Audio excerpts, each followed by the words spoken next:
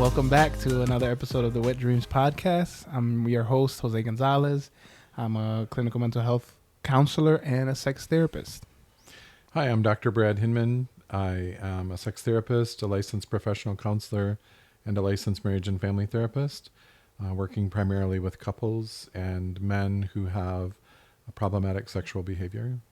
Yep, today's a fun one. We've been laughing at kids before we started this episode, so it was serendipitous. We're going to talk today about talking to your kids about sex. Specifically, we're going to focus on like toddler and elementary school age, like basically like 1 to 10 or whatever.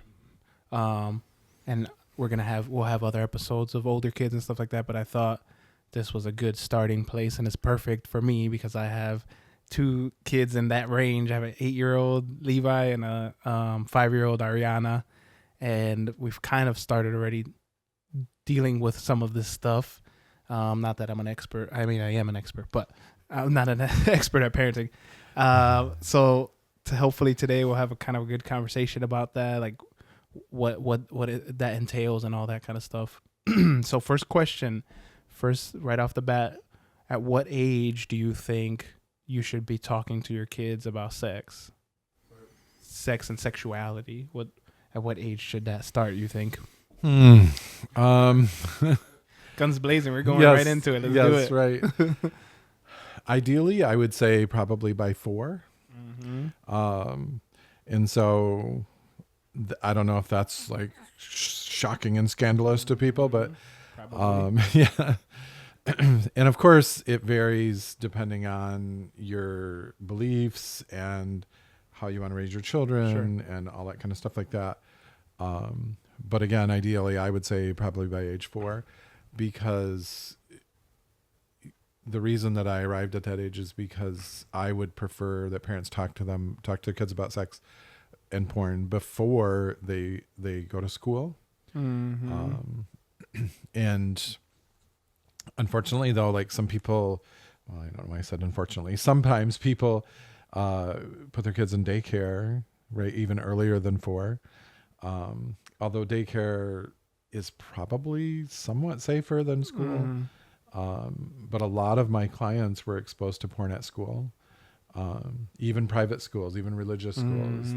That's when I asked them tell me about the first time you were exposed to porn. A lot of times it's school. Right. And so parents really need to instill in their kids some sort of framework to put sex in and porn in. I'm not saying like expose them to sex and porn, but they need some kind of template to judge things against, whether it's okay or not okay or whatever. Because otherwise they're going to learn about it at school and they're going to be fine with it. Right. And so, I think, but of course having an age appropriate conversation, right? Like the conversation you have with a 4-year-old is different than one you would have with a 10-year-old, because our age range is 0 to 10, right? And so, with a 4-year-old saying things like, this is something that people do in the privacy of their own home, behind closed doors. I've heard some parents say that, right? And so this is something private, and it's not to be really shared, and it's not something that you're old enough to do now or be engaged in or be even curious about right now. It's something that you need to wait until you're older. And kids can understand that, right? Like we have grown-up drinks, right? Yeah. And so, and kids can understand that. And so, like, I think there's other activities that are for grown-ups. Right.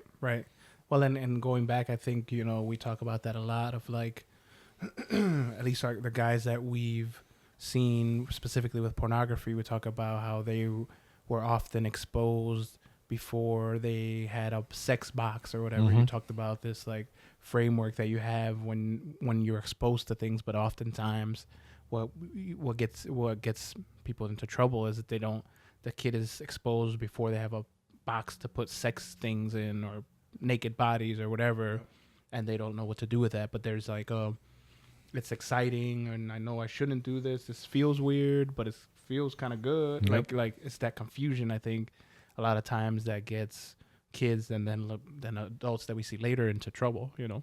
Yep, exactly. You're hitting it right on the net. Like, because when kids are exposed to porn or sexual imagery, before they have what I call a sex box, they're being forced to create a sex box that's outside of parental control. It's outside of the kid's control in some respects. And then you combine that with, it's interesting that they instinctually know that what they're doing is naughty, right? Yeah. It's interesting to me as like a researcher to look at that they're like, nobody's talked to them about sex or porn, but yet they know, like, if they see pornographic imagery, they know that that's not something that their parents would be proud of. Yeah. That they know that that's not something that they should share with their pastor. Right. Right. Yeah, and it's so often. I mean, Yes. I've always heard that, like, they knew without knowing that it was bad. It's so interesting how that happens, like, more often than not. But then, so you combine that, Mm-hmm. like, nobody talked to me about it. Mm-hmm. And then I was exposed to this thing, which I instinctually know is naughty. But then, like you said, it also feels good, Mm-hmm. right? It, makes me tingly, or it makes me excited, or whatever, right? And so it's those three things combined that then can lead to problems later, right? Where, because our brain wants to reproduce pleasurable experiences, and you cannot reproduce the first time that you were exposed to porn. You can look at porn again, but it's not going to be like it was then the first time. Right. And so Never will be. Right, exactly. Really. And people spend a lot of time and energy, like you and I have seen. Yep. Trying to get that same feeling. Yep. Who spend a lot of time trying to reproduce that feeling, and they're never going to reproduce that feeling. Mm-hmm. So they chase the high, Right. over and over again. Yeah, and tack on, an experience like that happens to a kid in this range, and because you haven't talked to them as a parent of anything related to that, they're not going to bring that up necessarily, Right. So add on the secrecy to all of that cocktail that you just described. That's even throws it over the edge. They don't have anyone to talk about it. Maybe peers, but peers aren't going to be the most reliable information most times. So it's I think that secrecy on top of that adds another layer, Yep. And you bring up another really good point, that because the children instinctually know that it's naughty, they're not going to bring it up to their parents, because they don't want their parents to think that they're naughty, right? So they're going to keep that a secret. And so what I always try to tell parents is, if you don't have this conversation with your kids about porn and sex, they're going to learn about it somewhere, and it's not going to be in your control. Mm-hmm. Right. So it's not a matter of, if I don't talk to them, then nothing's ever going to happen and they'll never be exposed to porn. 100% of children will be exposed to porn by the time they turn 18. 100%. Right. And hardcore porn. Yes, hardcore porn. Fully. And so when I first started doing this research, it was not 100%. It was somewhere like 85% or something like that. It was a high number, but it wasn't 100. And so now the research is changing, that it's 100%. Every child will be exposed before they turn 18 to hardcore porn. And so it's like, you cannot talk to your kids about this. That's a choice that parents make all the time. Sure. Plenty of parents. But it doesn't mean it's not going to happen. Right. So they're either going to learn about it at school. Other things that clients have told me, when I ask them, like, when was the first time you were exposed to porn? So they say school, but then another thing is they'll say, like, I was over at a friend's house and the friend's older brother showed me porn. Sometimes they stumble on, like, the search history of their parent or their stepdad. And so they are exposed at their own home by, like, search history or something like that. And so my parent. Yep. I mean, another one. Yep. I've had that too. Yeah. Same. And my point is, not talking about them is not going to save them. They're going to find out about it. You just won't know until later, right? Until it's too late. Right. And so to me, you should talk to your kids at an age appropriate level of conversation and also length of conversation. I always tell parents, this is not a 3-hour conversation, right? If you're talking to a 4-year-old, it should be like 2 minutes at most, right? Yeah. And so, but it's also a conversation that should continue on an ongoing basis. This is not a one-time thing and done. You need to be repeating this conversation multiple times. As often as you tell them to clean their room, they should be talking to them about porn or sex. Right, exactly. Well, and that's the theme, I think, throughout all of this is that consistency and that more than one time talking about it. I mean, the ideal is you're creating an environment so then the kid can come to you with questions or can come to you with concerns rather than shaming them. I think that's the big picture thing, because you may not have a productive conversation if you're like talking to them straightforward. And I've had it plenty of times. My kids, like, I'm like, okay, I'm going to do this talk, or I'm going to ask about their friends or something, and like sit them down and they don't tell me anything. Like nothing happens. And they're like looking like, oh, can I play with this toy? I'm like, focus. Yeah. Like, what are you doing? So you're not really getting anything out of a one and done talk generally. You know what I mean? Unless it's maybe more serious, I suppose. But it's creating that environment that like, okay, well, daddy or mommy isn't afraid to talk about this. Like, oh, this is something that happened. That seems like similar to what the conversation we had. Like, they'll probably have an answer or something. You know what I mean? Like, you want you to be the person they come to for those things, Exactly. And I think, there's some parents that there's many parents who don't have any conversations at all with their kids about sex or porn. And then there's some parents who, if they do have conversations, they do think it's like a one and done thing, which doesn't work. But also, if your child comes to you and says, hey, somebody showed me this, or somebody talked about this terminology that I didn't understand, and they ask you a question about that, if you freak out, they're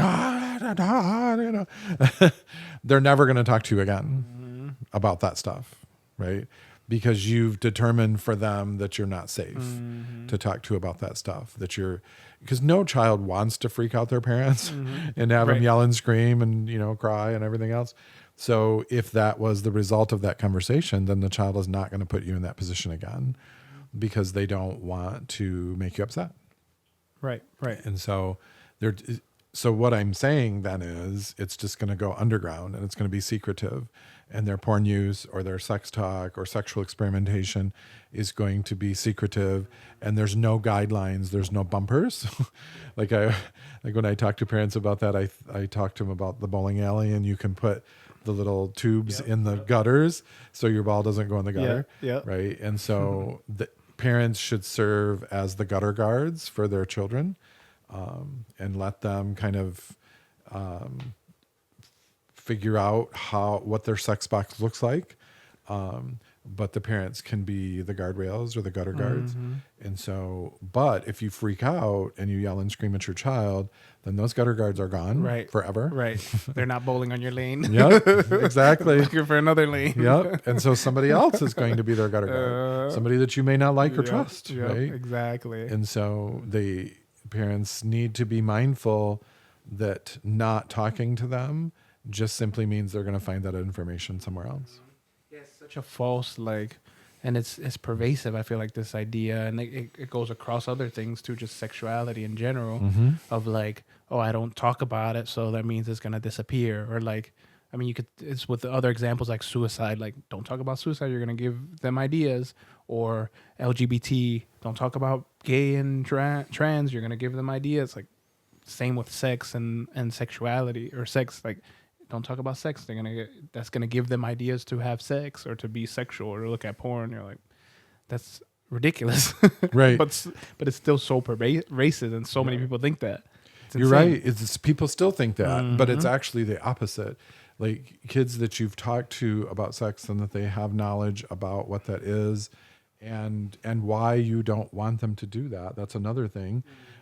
is if you tell your kids, don't look at porn, don't have sex, those 7 words like is not a sex talk, right? It needs to be more than that. But also I would encourage parents to explain why you don't want them to do that. Why shouldn't they look at porn? Why shouldn't they have sex?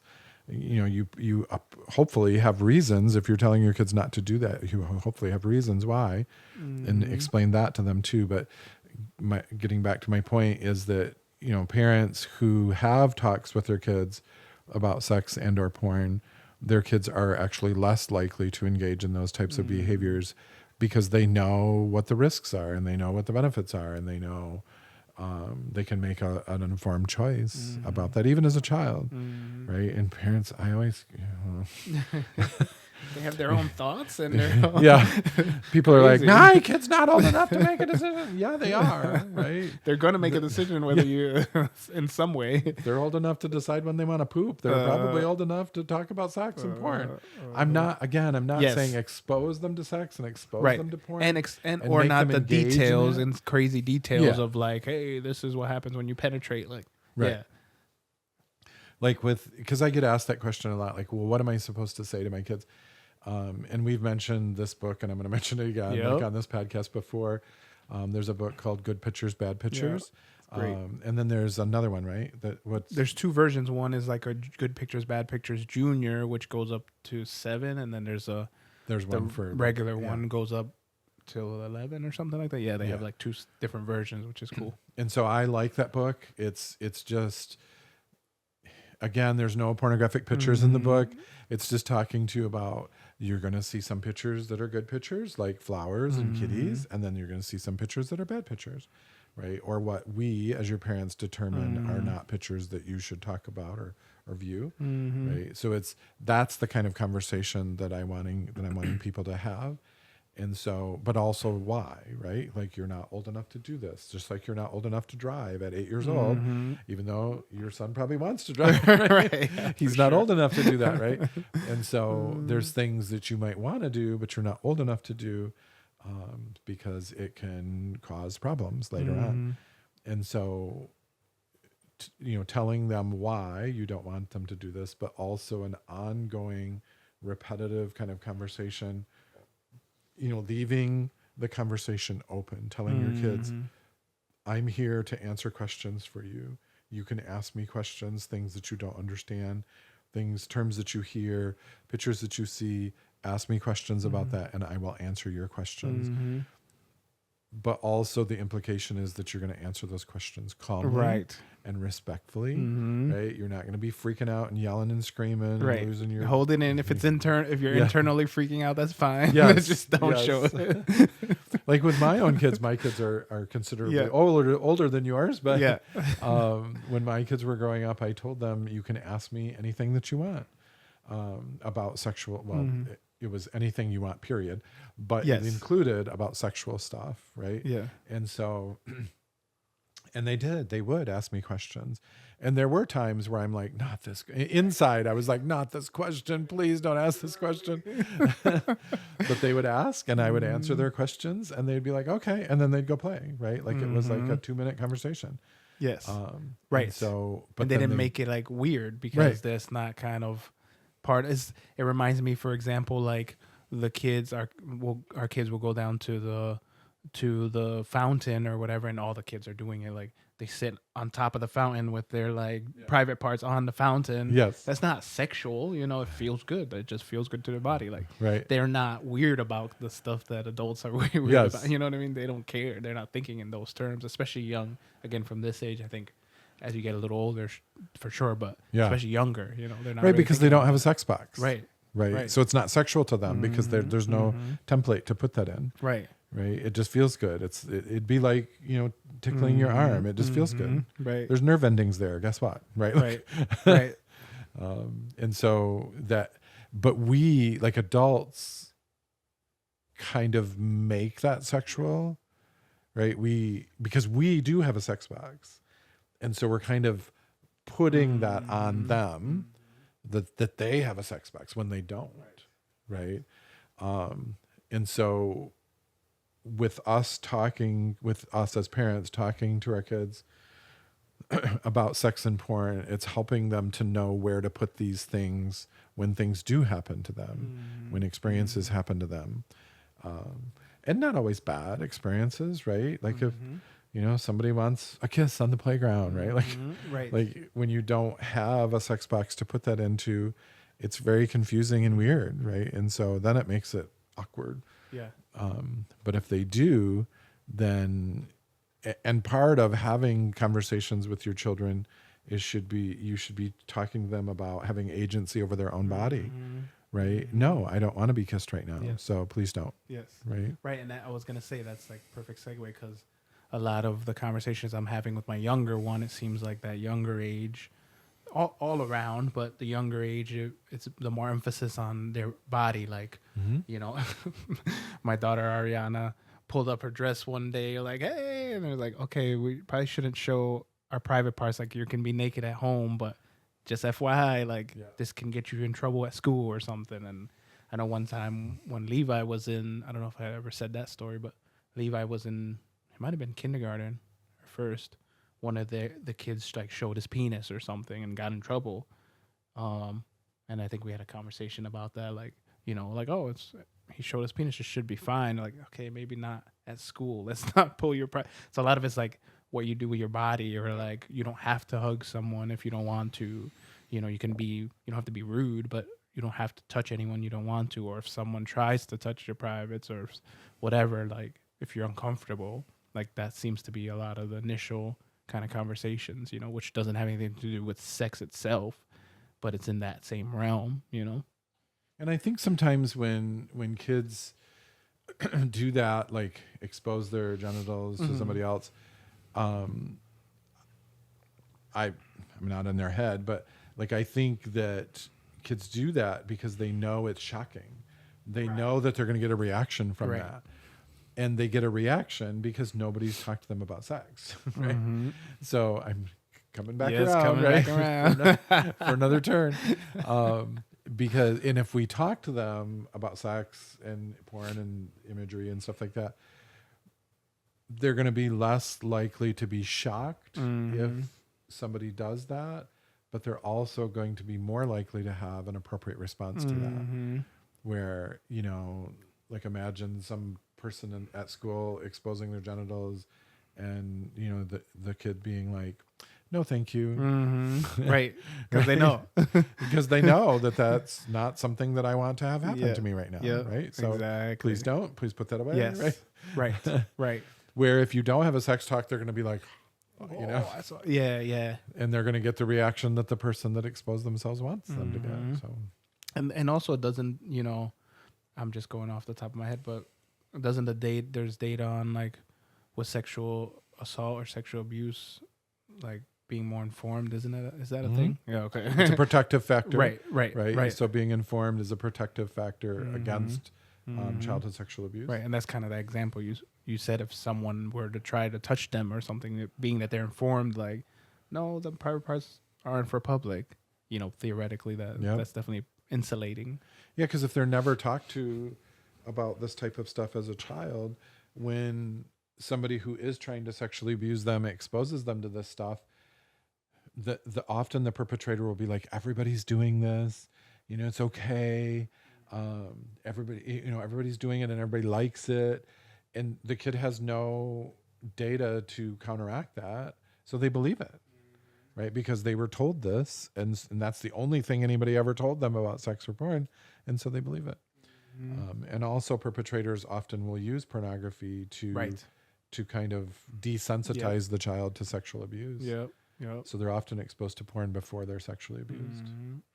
So. Right. So it's in the best interest of your kid to do that, for that reason even too. Knowledge is power. Give your kid knowledge. But I get resistance from parents that, no, because like you said, if I talk about suicide, it's going to make them want to kill themselves. So if I talk to kids about sex or porn, it's going to make them want to do that. That is not true.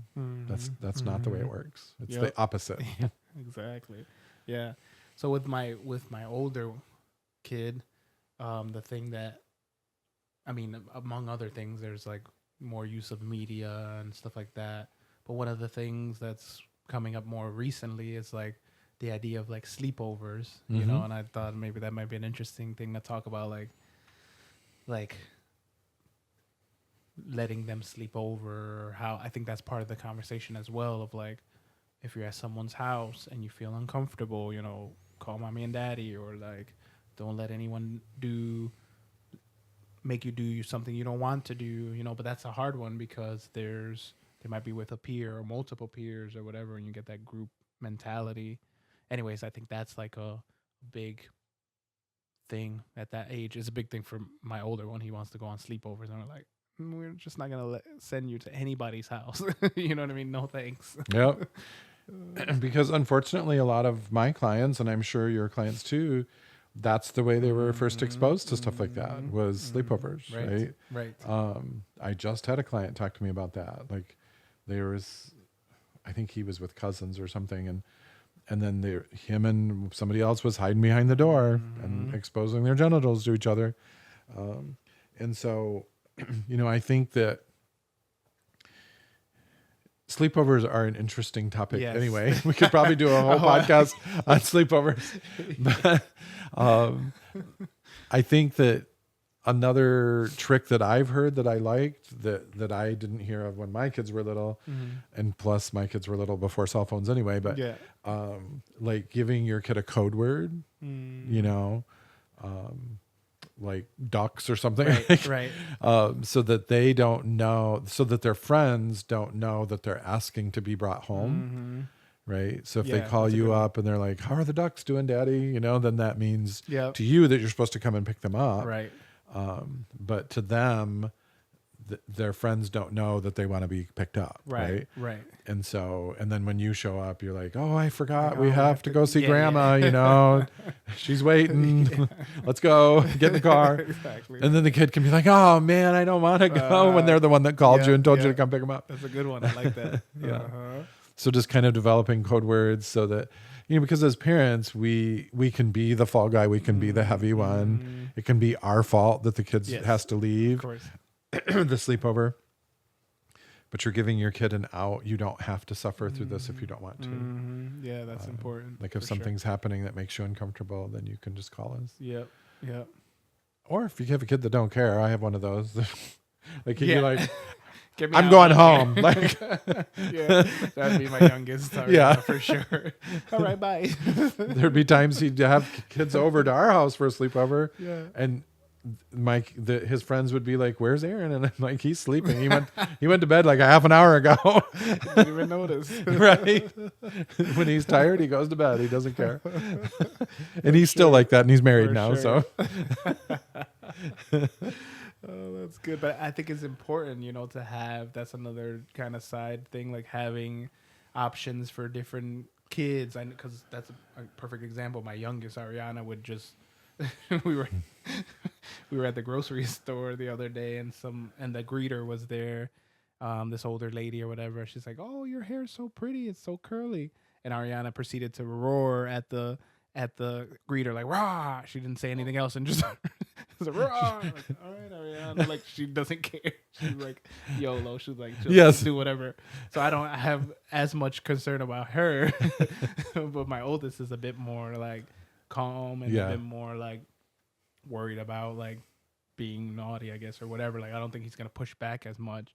But I think it's also important to have those conversations with your kids, knowing their personality, and like, okay, what do you think would be a good system, or like, would you feel comfortable doing that, or is that kind of like uncomfortable to just leave? Can we just do a safe word? You know what I mean? Like, I think that's part of the conversation too, of like, okay, what's gonna help you if you're having an issue surrounding sex or whatever her concern, like, how do I do it within your framework that's comfortable for you? You know what I mean? Yep. Because if I were to say like, oh, just if something happens, just yell, or just like push him off or something, like, that's not in his nature. I can't see your son doing that. Yeah. Absolutely not. Your daughter, yes. Yeah, for sure. She would push him hard. Right.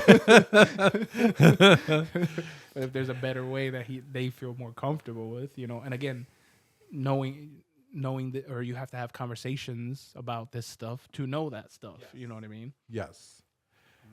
Right. And listen to your kids, right? Like listen to their personalities and what you think they would be comfortable talking about and what they wouldn't. You know, like I said, I have one of each as well. Like, although anyway, right. Like I think as a child, my oldest would not have had a problem saying I have heard him many times say to his kids when he was little, or say to his friends when he was little, like, that's stupid, I'm not doing that. Right? Like, that's good. And so he has, both of my kids really have really good boundaries. Probably helps that their dad's a therapist. But, right? Like, they just have really good boundaries. They have pretty good self-esteem, right? They're able to be like, I'm not doing stupid stuff. Not to say they've never done stupid stuff, because they have. Yes. But it was stupid stuff that they chose to do, not that their friends made them do. Right? So, you know, but listen to your kids and develop a response that's appropriate for their personality. Because like you said, you have one that probably wouldn't want to speak up in front of his friends because he would be embarrassed, or you know, that he would feel silly, or his friends might pick on him or something like that. But you also have one that wouldn't have a problem with that. Right. So the conversation that you have with your daughter is more reining that in and tempering that. Where with your son, it's rude. Like, go, be assertive, you know, do the thing. Do your thing. Yeah, exactly. Yeah. Prime example, actually, he was at a sleepover, but I guess he's kind of sensitive to, like, when they watch, like, different videos or something, like he gets scared. And I think they were I don't know what they were watching, but I got a call like midnight from the mom and like, yeah, Levi wants to come home. So I get there and he seems fine. He's like, hey daddy, da, da. And I'm like, okay, cool. But then the minute, and they're like literally right around the corner from our house, which is nice, but then the minute we're like going out, or like we're home, I'm like, oh, what happened? Were scared? And he wouldn't like go back to bed because he was like, I'm scared, you know. But in front of his friend and in front of the friend's parents, he was like, oh, okay, I'll see you later. Right. See you later. Like, okay. My dad's coming to pick me up for whatever reason. You know, he's like, well, I can't go to sleep. Can you leave the door open and the light on? I'm like, oh, okay. You know, so it's like that kind of thing of like, especially at that age, it's the peer thing, or like appearing, at least for my son, but appearing to be like cool, or appearing to be like, oh, it's fine. But then he was scared, you know what I mean? So how often do we have situations like that, or where sexual related something happens, but they're like, I'm not going to share, or like, it was with my friends, it's fine, I think, you know, and then it just goes untouched or whatever, you know what I mean? Yep.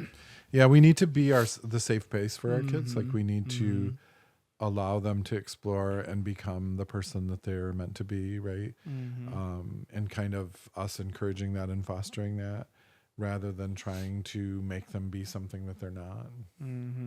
Exactly. Yeah.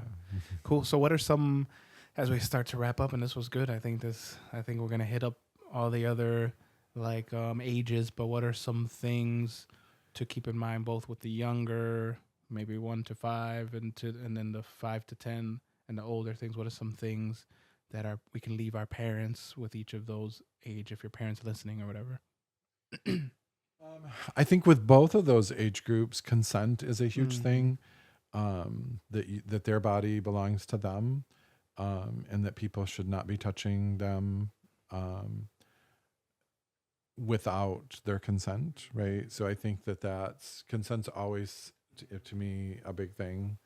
I think all these conversations should come back to consent. And I think that, like, for the younger, like 1 to 5s, I think you as a parent kind of preparing yourself that it's not a matter of if, it's a matter of when they're going to be exposed to this type of stuff. And so giving them knowledge of where to put that in their brain, and also how to combat if you don't want that to happen as a child, these are the things that you can say, or these are the things that you can do to stop that from happening, right? And I'm not talking about sexual abuse, although it does apply to that, but I'm also talking about just like peer kind of experimentation and sexual exposure and kissing and hugging and even fondling and stuff like that, right? Peer to peer. Like they need, the 1 to 5-year-olds need knowledge to be able to combat bad things from happening to them that they don't want to have happen to them. Yeah. And then the older ones, like 6 to 10, it's similar. Consent is a big thing, but also hopefully they will have already had the beginning template of that, right? And then you can say things like to them, like, well, remember we talked about this. So here's the situation that we talked about 5 years ago, right? And so remember we talked about this, and we talked about using this word, and we talked about having a code word for me to come and pick you up, stuff like that, right? So it's a lot of times, unfortunately, from 6 to 10, they've probably already been exposed to porn. They've probably already been exposed to unwanted touch. Again, not to the level of necessarily sexual abuse, but unwanted kissing or touching or hugging and stuff like that. Yep. And a note, now hop on that too, a note on consent throughout both ages is also starts at home too, in the sense of like, you know, I think of sometimes when I'm tickling my kids, and I've pushed sometimes, and I'm like, but tickling my kids and they say stop, you know what I mean? You stop tickling them, or like if you pick them up and they're like, no, I don't want that, like, and you just put them down. Like, I think that's a big part of it too, that we like, sure, like it's the consent in school and whatever, but that starts with the bases or the baseline that you're creating at home as well, of like you giving them agency with their own bodies at home. You know what I mean? That's a part of it. I think that is important. It reminds me of a story with my son, my older son. He, like when he was little, like your kids' age, when we'd go visit people, he would not come into the house right away. Like he would just sit in the car for like 20 minutes, even in the winter,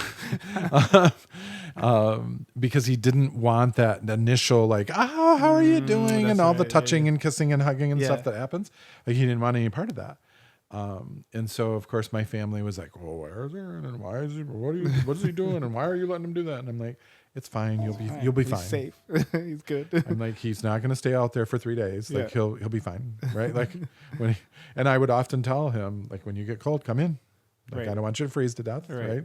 And he would, like 10 minutes after we got there, like he'd kind of just drift in and sit down somewhere. And then people weren't glomming all over him. And because he didn't want it. Because he doesn't, and he still is not that kind of a person. Like he still doesn't like a lot of like that initial stuff. He